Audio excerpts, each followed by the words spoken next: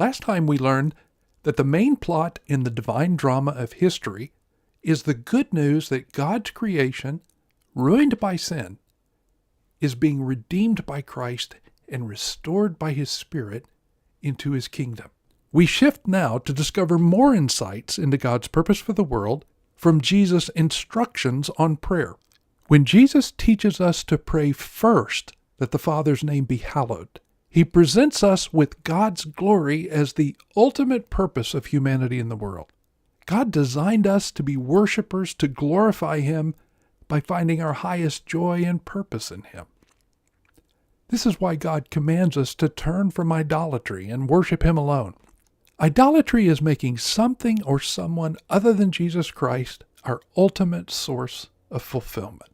When we allow our hearts to be captured by things like approval, comfort, control, pleasure, or power, the outcome is always the same. They rob us of true joy because our hearts are designed by God with an emptiness that can only be filled by Him. Jesus gives us even more insight into God's purpose when He instructs us to pray next that God's kingdom would come and His will would be done on earth as it is in heaven. Here we learn that God's purpose for the world is to glorify His name through the coming of His kingdom in such a way that causes His will to be done on earth.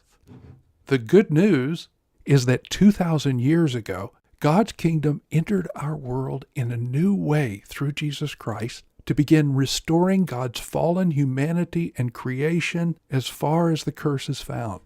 God's ultimate purpose for the world is not merely the rebirth of human souls, but the rebirth of all fallen creation. Our ultimate hope is not that when we die, we're going to heaven to worship God forever as disembodied souls.